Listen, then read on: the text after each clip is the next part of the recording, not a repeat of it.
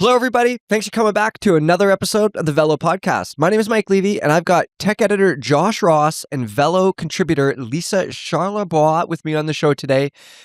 Lisa, we're going to jump right into it. There's been a ton of really good racing this year already, from the Alula Tour, the Tour of Oman, the Tour of Down Under, Valencia as well. We're not going to talk about any of that, though. We are going to talk about some animals. There's been some interesting animal encounters so far. So I want to start the Tour of Oman. Did you see the herd of the donkeys? I am obsessed with donkeys. Like, it is my most favorite thing. No, okay. So, yes. That is not what I saw coming. Left turn.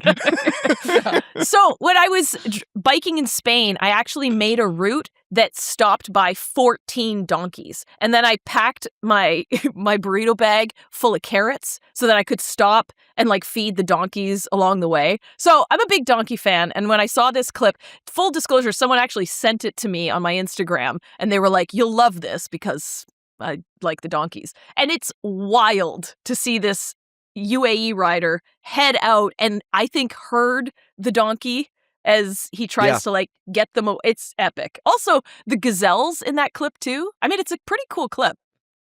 Yeah. It is pretty amazing. I think, so I watched it on the Lantern Rouge race coverage. He does great stuff. He made a good point. Didn't think about this when I was watching it at first. The helicopters. Of course, the helicopters are spooking all these animals towards the racers, or maybe away from the racers, but in that case they were running towards the racers. Josh, did you see the donkeys, and are you a donkey fan as much as Lisa? I'm not sure that I would ever have described myself as a donkey fan or not. This is not a thing that I had considered one way or the other. Truly majestic. I remember being on a press camp when some people fell and there was a donkey, and I sort of hung out with the donkey just while that was all going on. So that was my last interaction with a donkey, I guess. They're just like friendly horses, aren't they? I've never actually met a donkey in real life, Lisa. They are so they don't complex. Tend to be, no, dude. They don't tend to be friendly. They're cool. Oh, really? They're super cool. Yeah. There's also a donkey here that I found. So when I go by on this other route, I'll say, "Hey, donkey," and they all turn and say hello. Well, I like to think they're saying hello. They're not. They're donkeys. They're just looking. But they seem very emotive animals. There's also donkey racing. Did you hear about this? Yeah. No. So it's if you're running, you have a donkey with you, and then you run these races with the donkey companion. But the donkeys don't like lines. So a lot of times they'll stop before the finish line, and you have to try to encourage the donkey to go over the finish line. It's a whole thing. Yeah. Classic. It's amazing. Are you allowed to ride the donkey, or do you just run beside the donkey? No, you run next to it. You're like homies. You're in it together. It's like a partnership, you and the donkey. Okay, well. we'll find a clip. So I'm wondering now, as we have this random discussion, if a burro and a donkey are the same thing, because I remember reading about Brady when I was a kid. No, dude. Wait, hold on. I'm getting confused now. I think, because one of them is a horse and a donkey. To the internet, because I don't want to be spreading lies. Yes, a burro is a donkey. Okay. So here's the core memory of that is there's a story about Bridie, which is a donkey at the that big thing with the river and the Grand Canyon. Grand Canyon, thank you. Go. Word finding, good times. And then I remember reading that as a kid. You read about the adventures of Bridie and whatever. I don't know. There you go. Core memory. Well, but I can't remember the Grand Canyon. Welcome to Velo's Donkey Podcast. This is our first episode. This is not how we saw this going, but welcome. Lisa, did you watch stage 5 of the Tour Down Under to see the unfortunate event with the kangaroos, 2 of them that came out of nowhere? Yeah, that was really rough. I mean, again, I'm all here for the animals and the bike racing. We just got to keep it separate. So that was very unfortunate. I think they had to put the kangaroo down. It was so beat up, and then Jay Vine, I think he broke his wrist, and so that's never fun to see. Yeah, I don't know anything about kangaroos or Australia, to be honest, but I have heard and I read or watched somewhere that there are a number of seeing decapitated kangaroos on the side of the highways is fairly common because they, like Jay Vine said in that interview, they wait to the last minute and then they jump out and they lead with their head. So I guess all these kangaroos just get their heads taken off by trucks on the highways. I don't know. If anybody's from Australia, tell us in the comments. Yeah. Kangaroos are like deer in like upstate New York or something like that. They're like sort of cool and cute, but also they overrun everything and there's a lot of them. Have you guys ever seen the video of that guy trying to save his dog from the kangaroo fight? No. And he gets in there with the kangaroo. You have to Google it. And like Google punches him and stuff? wait. Oh my God. Okay. Yes. We have to bring this back. Are we talking about Focus, bikes? everybody. No? Focus, everybody. Focus.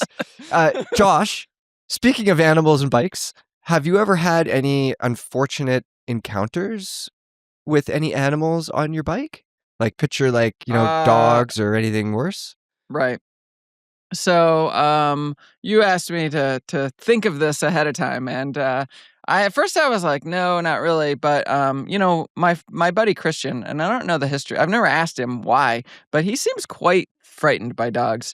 And a number of times we have come up upon dogs. I remember very clearly in we were doing a 200-mile gravel or mixed surface gravel race, although I don't know, we weren't really racing, but and somewhere in the middle we could see we're coming up to a homestead. There was a dog there, and he was kind of freaked out because his dog was running out.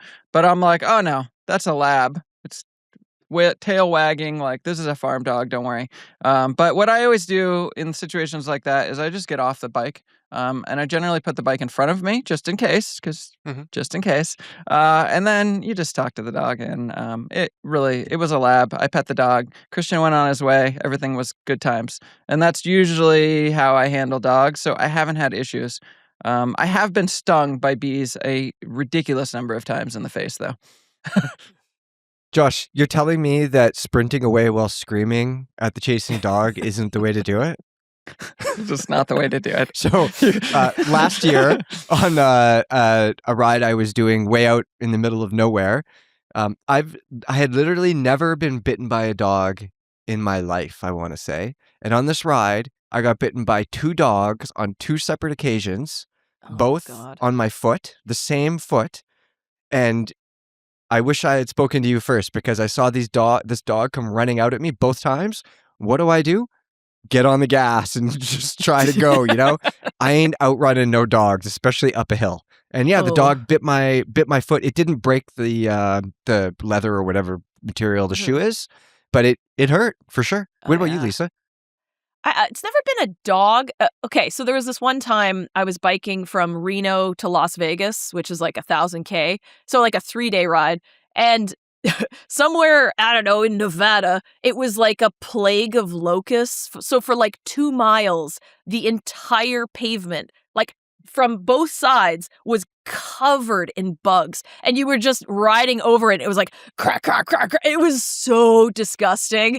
And then you get through it, and there's all these like bug parts all over your bike and your shoes and your legs. And it was disgusting. And then I also had this other time that it was locusts tarantula. Are big. There's a lot of guts to locusts. It was foul. Like it was kind of like, not great. This other time it was tarantula season. So then you had to like watch out for these giant tarantulas like crawling around. And that was just terrifying. That's my nightmare. Oh, dude, it was awful. Like, but they're cool, but they're also terrible. terrifying. No, they're not. They're not cool. They're giant spiders. There's nothing cool about them. Donkeys are way cooler. I can outrun a tarantula. I will say that. So, kudos to me.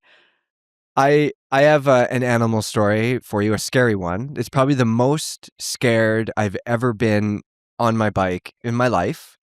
Sorry, I shouldn't say that. I actually wasn't on my bike. It's bike related though. So for people that aren't listening, a shuttle run when you're mountain biking, it's when you drive up in one truck, you get dropped off, you ride down, and then you drive back up in the other truck to recover the first truck. It sounds complicated, but it's fun, I swear. So we were doing this on my local mountain, and we did one last run, and it was quite dark, and I got in Buddy's truck to drive me up to get my truck, which was at the top. And turns out this guy didn't want to drive all the way up because the last 10 minutes is fairly rough, 4x4, fairly tricky. So I'm like, fine, I'll hike up or jog up. It's like pitch black by this time, but I know the area quite well. It's fine.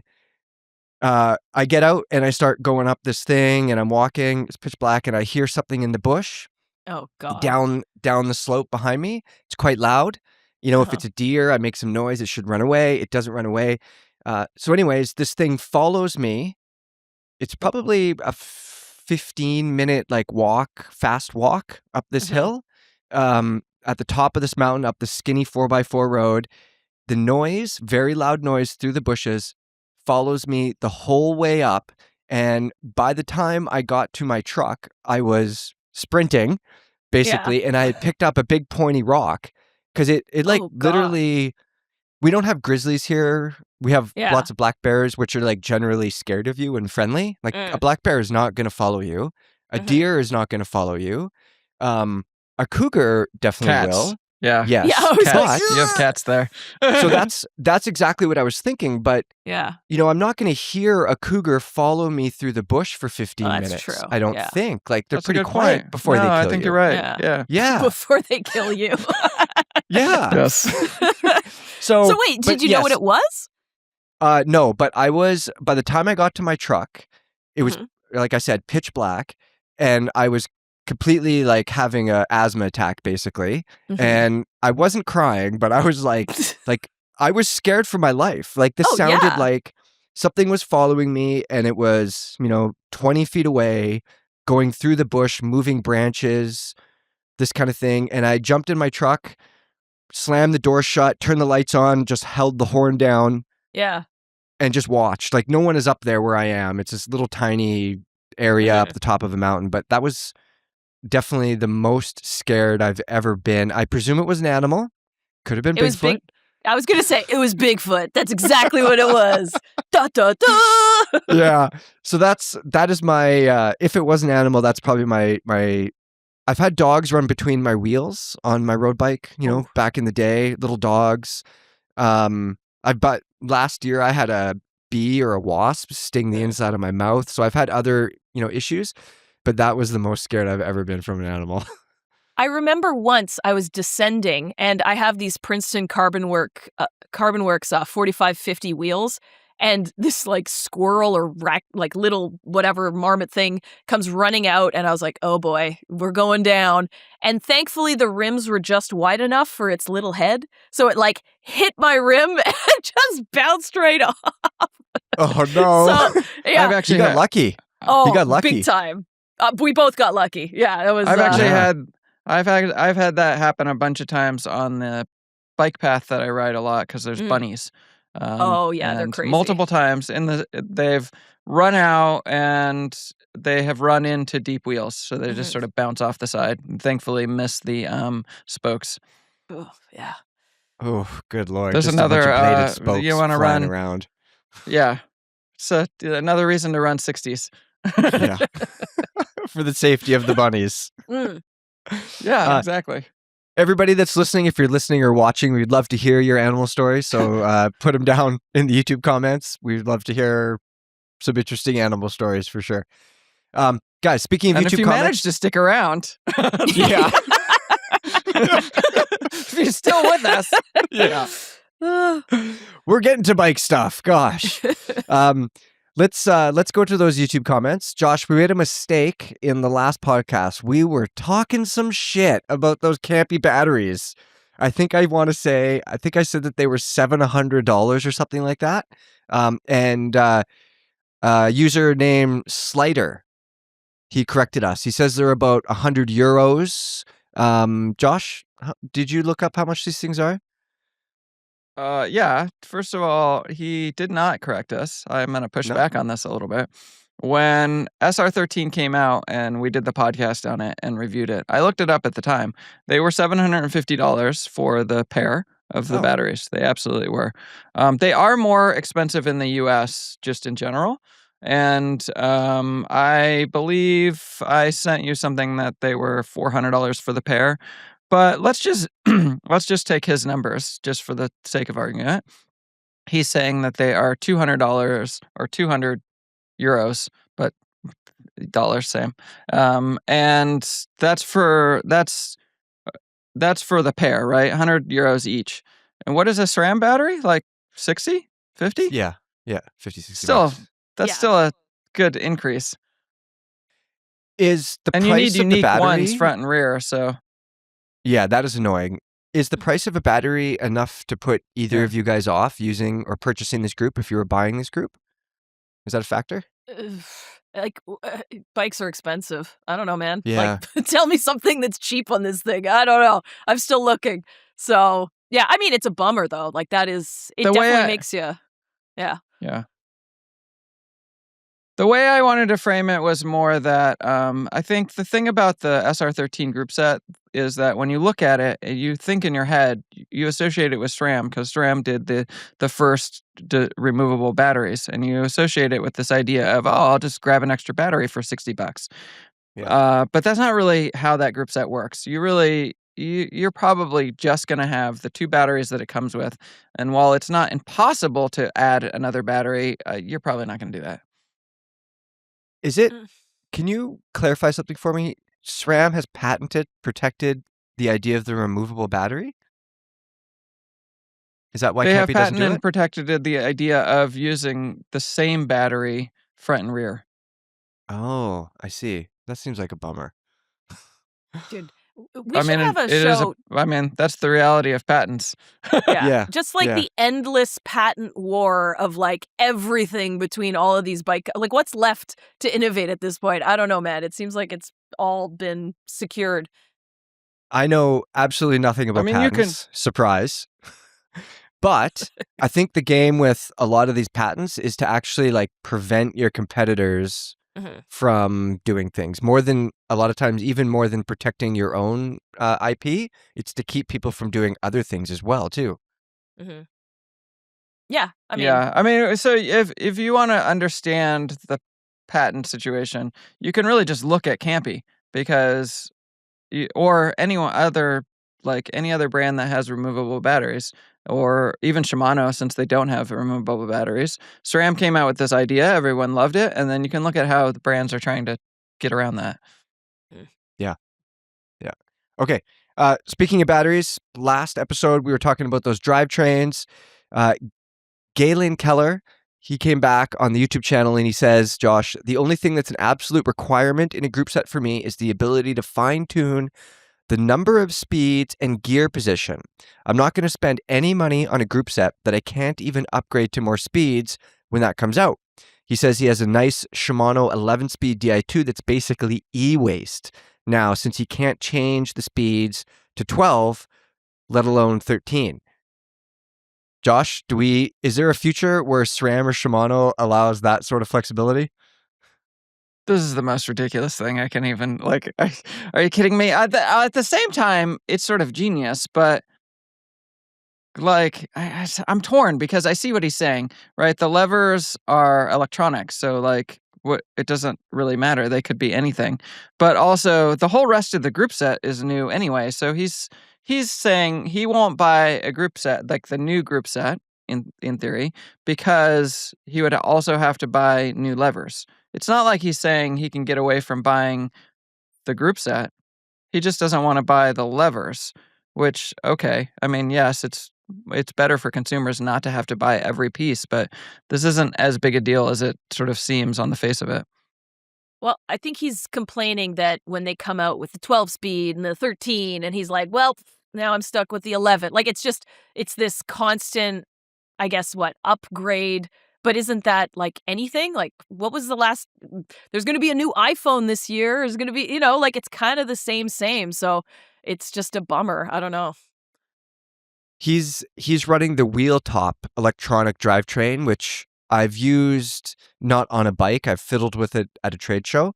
And that group he can use the wheel top app and he can set it up to shift 11, 12, 13, or 14 cogs when that comes out. I think that makes a lot of sense to me personally. I really like that idea. because a lot of times when a new group comes out, I know there are changes, like the cranks are 3 grams lighter, or the levers have a different shape, or this or that. But a lot of times the biggest selling feature is whoever the company is has squeezed in a new cog in there, which can be advantageous for sure. But just imagine if you could just go to the app and just go, doop, you get the new cassette, and then you go into the app, you add the gear or whatever you do, pair them or whatever is required. I mean, that makes all the sense in the world, but it also means like SRAM and Shimano and Campy, they're never going to do that because then the people don't have to buy the new things, right? Mm-hmm. No, I disagree with that framing because they're let's talk SRAM and when they went from 12 to 13 with Explore, right? Mm-hmm. They dished the cassette onto the wheel and they did all this crazy stuff to actually make that work. And so it would be better for the user if they didn't have to buy the new levers, but you'd still have to buy everything else. It wouldn't work. So what he's talking about saving like between $200 and $400, which yes is great, but I don't think it's as big a deal as it seems on the face of it. 12 and 13 fit into the same, and everything below that, they all fit into the same space though. So presumably at some point, someone's going to put a 14th cog in there and it's going to fit into the same space as well, So you wouldn't have to buy anything new except for the new cassette. Or maybe a chain that's narrower. I don't know. It doesn't fit into the same place. The 1x13 dished onto the wheel. They moved the spacing. Oh, right. Yeah. Well, that's the whole thing. If you were in some magical world where everything remained the same and they just added a cog, then then this would be stupid if they didn't allow that. That would be annoying. But we don't live in that magical world. And Wheeltop, I think what they're really doing is they're saying, if you have whatever you have, you could go back. You could go down. You could put an 11 speed on there and it would work just the same, which is cool, I guess. But also, I don't really think it's that big a deal. Bring back the 10 speed. There we go. That's the answer. Just go back in time. Let's go to a simpler time when your knees hurt and it was suck to climb. Yeah. I also want to push back on his point that his 11 speed is e-waste. Why? Well, why is it e-waste? He wants the 12. He wants the new. Well, right. But he's making that choice. Shimano isn't forcing him to upgrade. He could continue to ride 11 speed if he likes it. Come on. Who doesn't want to upgrade when the new stuff comes out? That is not fair. I feel for this dude. I think it's totally a valid comment. It sucks, but it's also the price of progress. I mean, it is what it is. It's also shitty for the resale value as well. Like in everybody's mind, as soon as 12 comes out, 11 is obsolete, even though we all know it's not. But it kind of feels that way. Maybe the bigger question is, why are we so easily hyped in this stuff? Why all of a sudden 12 comes out and we're like, 11 is crap? Because we're the problem and I want it. I mean, that is exactly the point that I'm trying to hit on. You said it more eloquently, is that, this is cool and all, but the realistic use case of it is very small. And the real problem is this dude wants the new and doesn't want to pay for the new. Mm-hmm. Sorry. Yeah. Okay. Well, speaking of less expensive group sets, Robert Floyd-I3P, he says he enjoyed your group set comparison article and discussion, Josh. He says, but he'll rarely or perhaps never touch these group sets. Maybe an article comparing the lower tier group sets, which will definitely broaden the pool of contenders, including perhaps the Chinese ones. So Josh, my question for you is, in your Drivetrain article that went up last week, you basically, the premise of it is none of these super groups, Red, Axis, Dura-Ace, Super Record, whatever, none of them do anything shitty. They're not breaking, they're not holding you back. So it's really just, talking about the personality of the group and what suits who more than other people. But wouldn't a big group set comparison article comparing less expensive offerings give you some things to complain about? Probably not. So here's the thing that I love that SRAM did with their when they launched Force, which was amazing.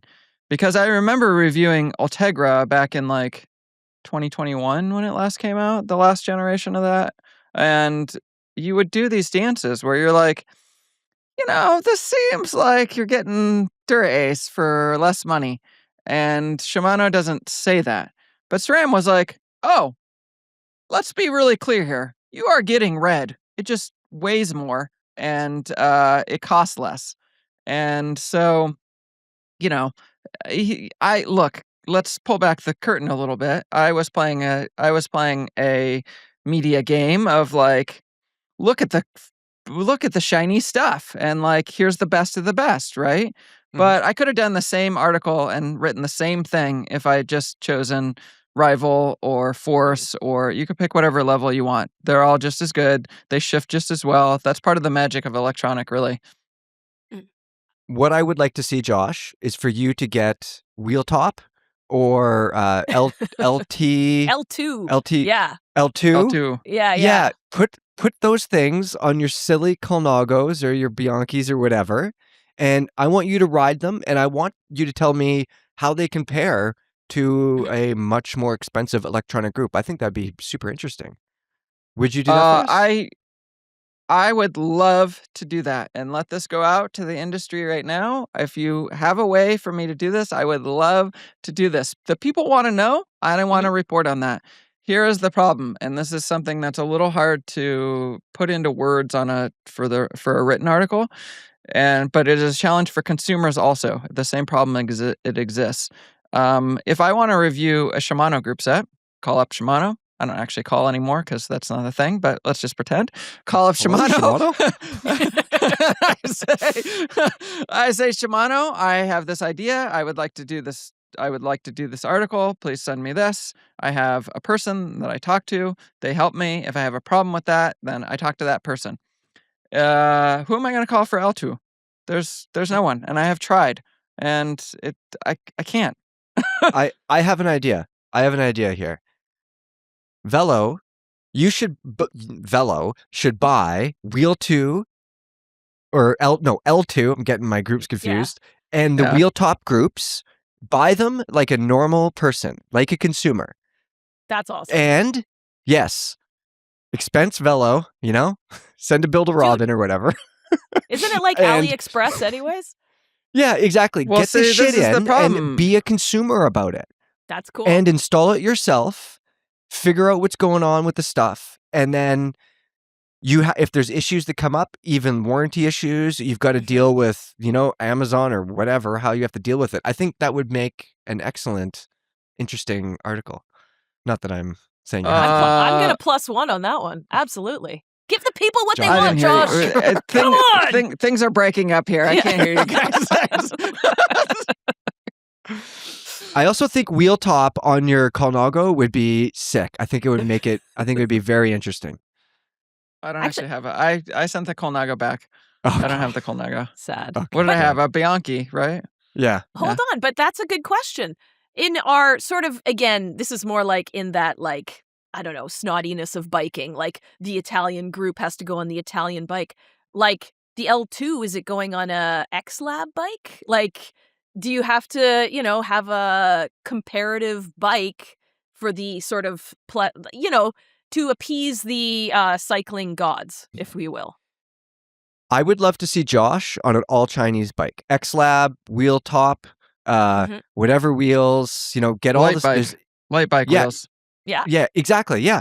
All the things.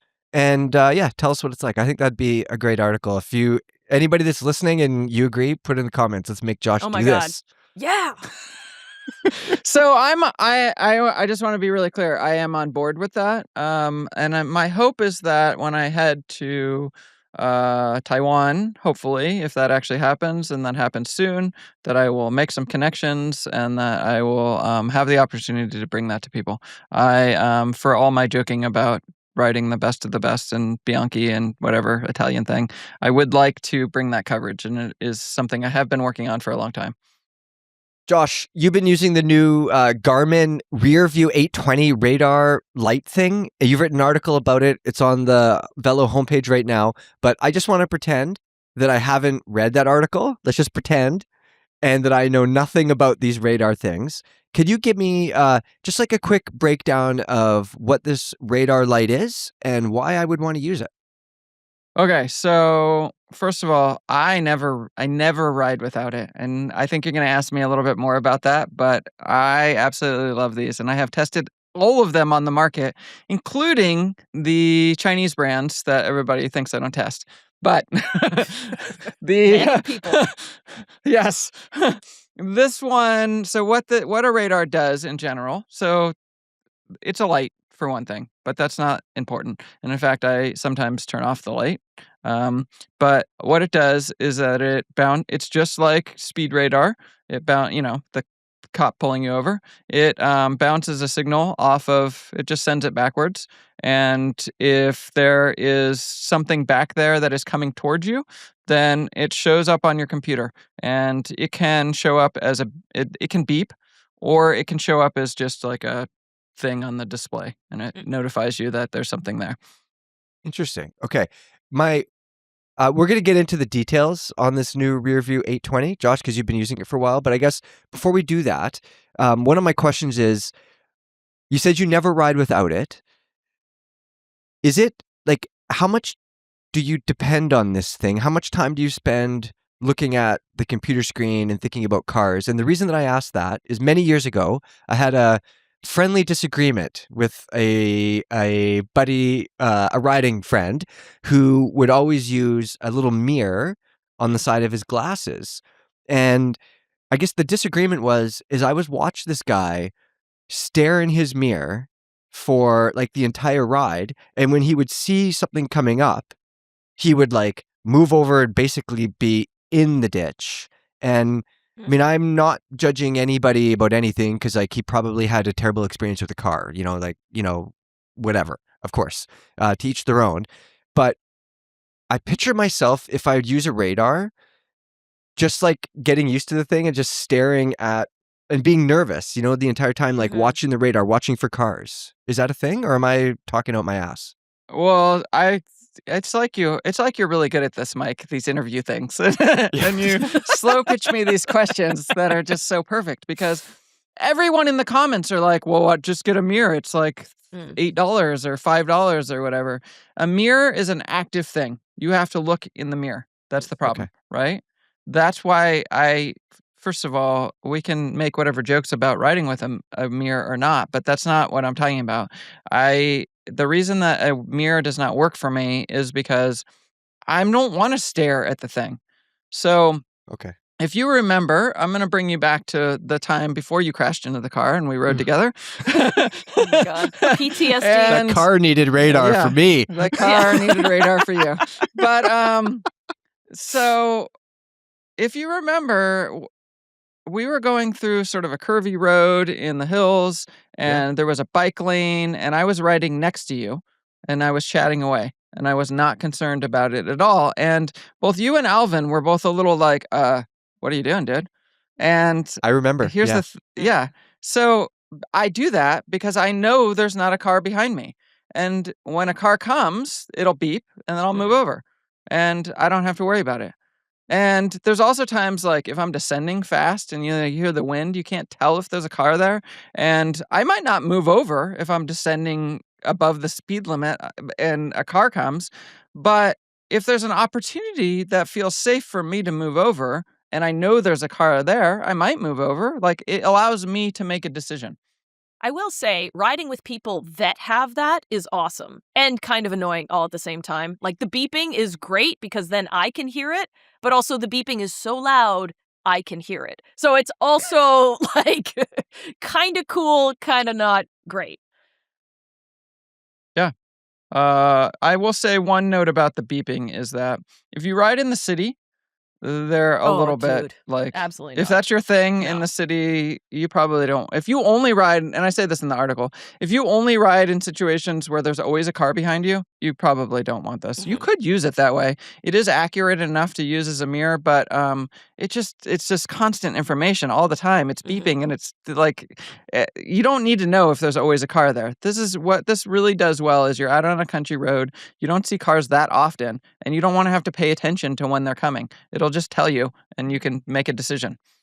I think Okay. another really nice feature, if you don't use this already, is the fact that if cars are coming really quickly, it also gives you a different indicator on your head unit, which is nice because cars can come closer to, you know what I mean? Like, not all passing cars are the same. And so I think that's a really great feature. I personally I don't use it, and I'm not a big fan of it, but I can appreciate the tech, and I see why people really do love it. Josh, you were using the previous version of the Garmin Radar Lite. I forget what the name is, 512 or something or other. 515. There you go. So how is this one different? Is it more expensive? What are the new features? What is it improved on? Well, of course, as a man of the people, I have brought Yeah. you a review about a $300 light. Yes, exactly. Keep doing the Lord's work, sir.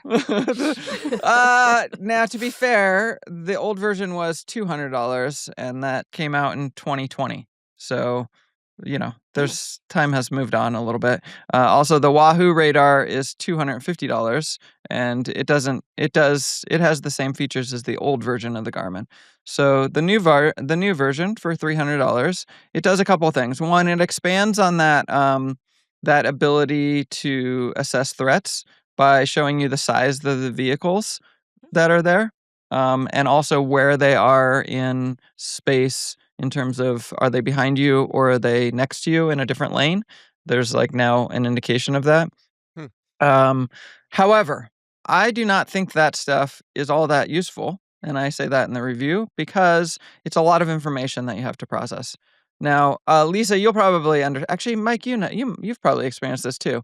You're riding in the middle of nowhere on a highway side. There's actually not a lot of cars, and occasionally there's a giant truck that comes, and you're like sucked in, like you're like yeah. your whole bike moves, and yeah, right. And so I do think that the size indication would be helpful in that situation, but that's sort of a niche situation. Most people don't experience that. For the most part, I don't think all of this notification stuff is all that useful because it's just too much information. But what is magic and that no one else is talking about is this new radar is a drafting detector. You can What? see if your buddy is No. holding your wheel. That's So cool. one of the biggest things about radar in general is that it loses track of cars when they match your speed. And this happens because it's just the reality of how radars work, right? It sends a signal back. The signal comes back to the head unit, and it says, there's a thing coming towards you. It's at a higher rate of speed than you, right? But if there is suddenly something that is at the same speed as you, then it will say, oh, there's nothing there because that's a tree or a light post or whatever, right? And so cars will disappear. And I don't actually think it's that big of a deal because usually when this happens, there's a car there. It's that time when the car is being really nice, but also kind of really annoying where you're like, Yes. please just go around. Yeah. Totally. You're like, thank you for not being like harassing, but also like whatever. However, this new radar has same speed detection, so it will actually tell you that there is a car sitting there, and that car will not disappear. But the magic of this is that the radars have always been able to detect a bike. If someone sprints up behind you, or e-bikes is a common one where I'm like, there's no car there, but that clearly is. So, right? And you can tell that there's a bike coming behind you. But if your buddy was like, so if I'm riding with somebody faster or I'm faster than them, and a lot of times I'll be like, oh, I'll take the front. I'll cut through the wind. Just hold my wheel. We got this. No problem. And it can be really hard to keep them there and not drop them by accident. Now I can look down at my radar and I can see that they're sitting there. And if I start to drop them, I can see it. Or you can see when some creepy dude shows up unannounced and doesn't say anything and is just wheel sucking behind you and not taking a pull. You're like, I hey, feel man. attacked. Josh, when the other rider is behind you, does it show like if they backed off, if a gap opened, let's say a bike length opened, is the radar that precise that it will tell you the bike length opened and you need to just ease off a little bit and let him close back up again? Or is it, Yes. oh, really, that precise? So basically the way it works is the top of the radar, or the top of your display is you, essentially. And now they have a button there, and I'm not sure if that's actually, I can't remember if that, like a little circle was always there before, but it doesn't matter. The top of the head unit is you. And the detection distance is 175 meters. And so when a vehicle enters that detection distance, you'll see it pop on to the head unit at the bottom of the screen. And then you can watch it come toward you and pass you. And if it's a bike, you can see them sitting behind and moving forward and backward. And so there is one big catch to this, and it's not the $300. The big catch to this new radar is that the Ant Plus profile is essentially frozen in time and being abandoned by everyone, including Garmin, who invented it. So you can technically use this light with Ant Plus, but really you're going to want to use it with Bluetooth. And the reason that matters is that means you need essentially the Garmin X40 or X50, so 1050, 840, 850, 550. Yeah, you need a new computer. And you can have same speed detection with other computers or older Garmins. However, there's a lot of nuance that you get when you also have this lane detection thing where you can see them moving around in space. And so with an older computer or a different computer, non-Garmin, you would just see the dot behind you, and you could see them moving forward and back, but you're not going to have the nuance that you do on a newer computer. Okay. I want to know how it interacts with the computer. So we all have our data screens that we prefer, like to default to. You're riding along, you've got your data screen with your power, your map or whatever, like the main one you have on there all the time. Car comes up behind you. Does it automatically pop up, like overlay on top of that data screen? Does it make that data screen disappear? Do you have to be on the radar data screen? How does that work? It just pops up on that. You can choose right or left side, and it just pops up on the side, and it's partially transparent. Like an overlay? So you can, it's an overlay, and it's off to the side. So Very it covers like the side of, I'm trying to think what I have on up there, like the side of my power number maybe at the top. It covers it slightly, but you can still see the numbers.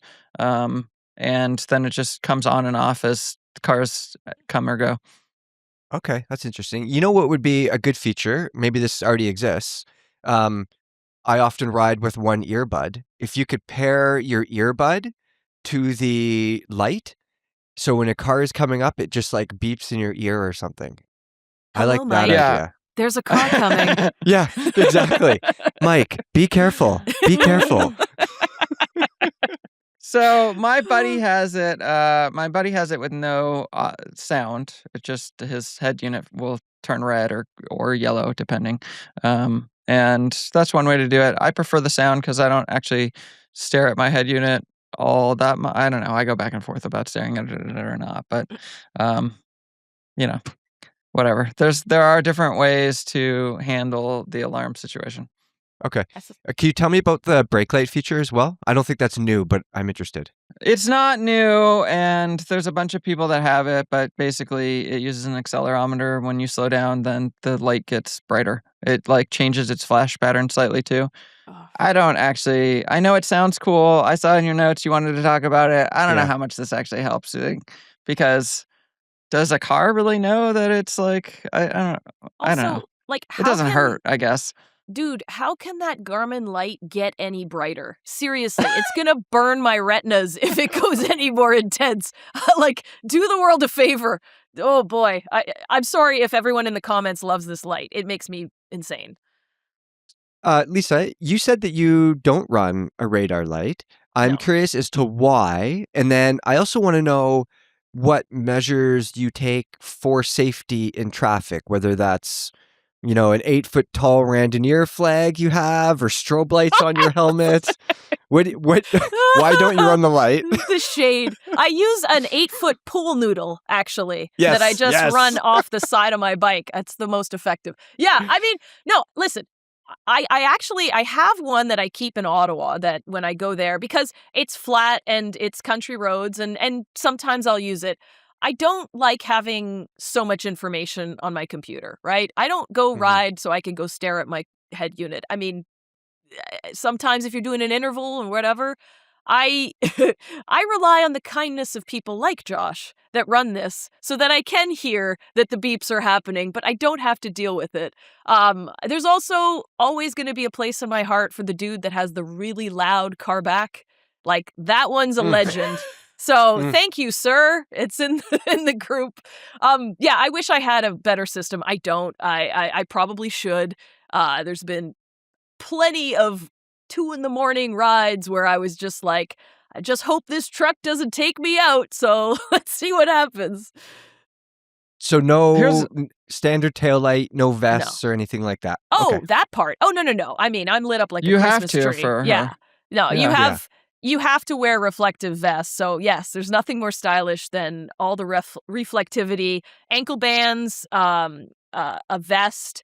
I think you also have to. I usually put like a reflective. This is Randoneer rules, everybody. This is like this is we're what she's going talking deep. about. Yeah, exactly. This is the third part of this podcast. I told you to keep it a secret, I Lisa. know. I wasn't supposed to say it out loud. Anyway, yes, there's a lot of lights. It's one of the things that I do.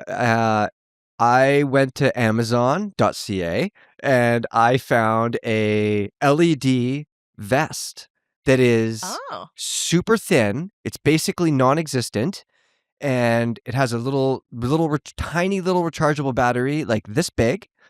And I almost never wear this thing.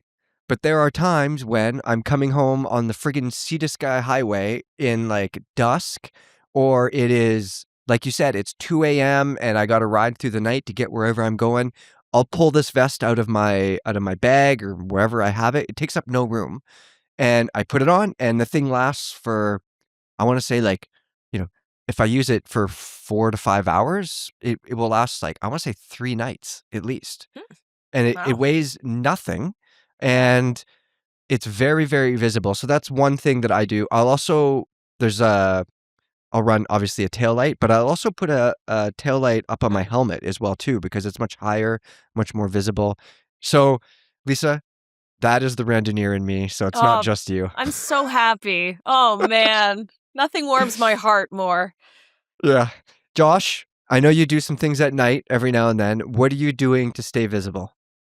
I wear all black.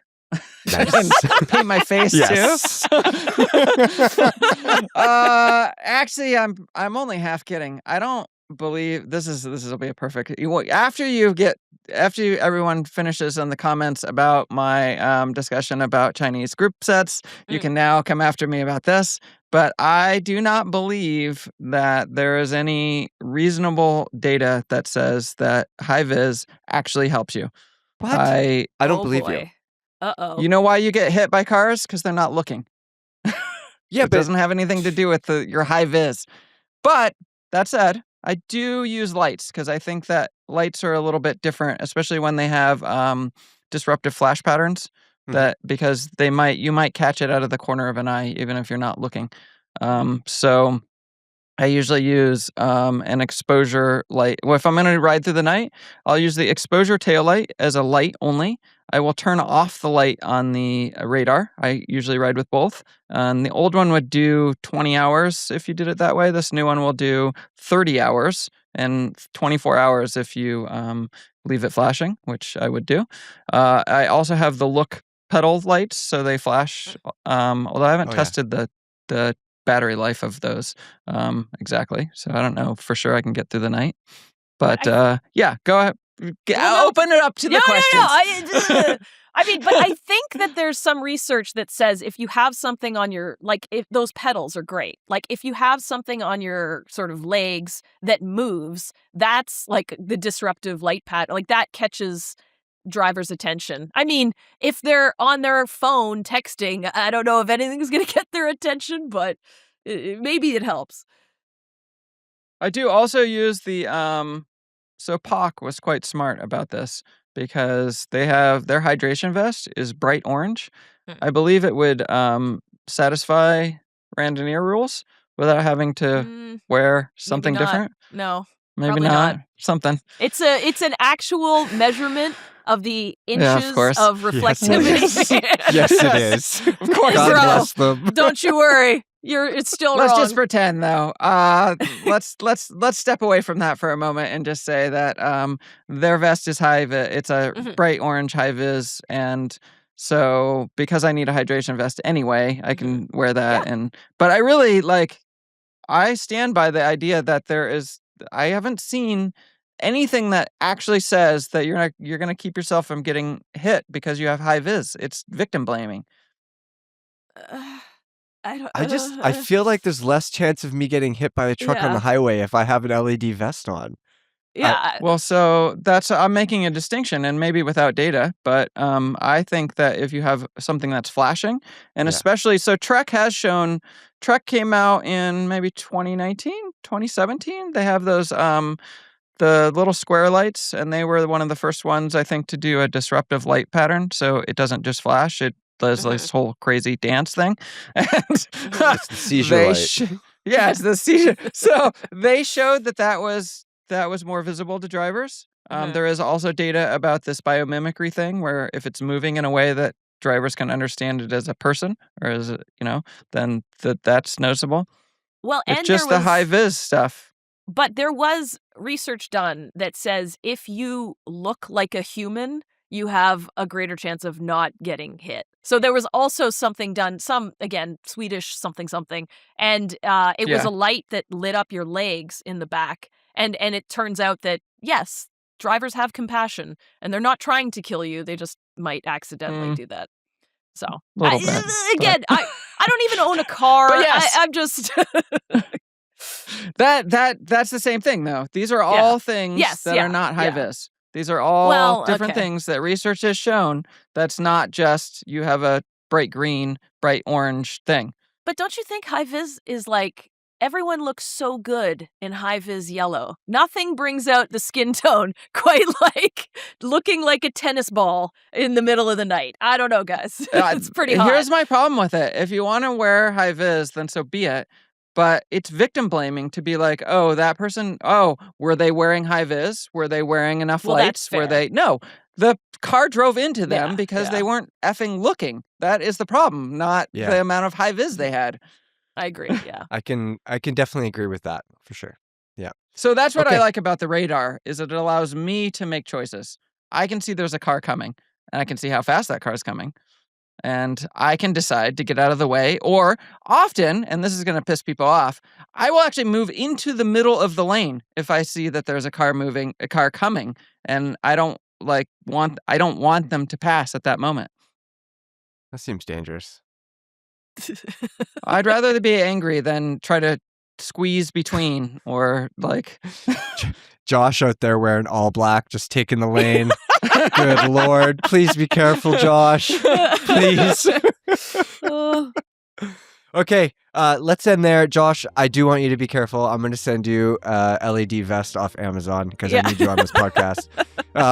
Everybody that's listening, I would love to hear your tips and tricks for staying visible out in traffic. What do you guys do to be safe? And also, I want to hear animal stories as well, and your questions. Put them below this video, either on the YouTube channel or in the comment section on the Velo homepage underneath this podcast. And we will see everybody next week. See you later.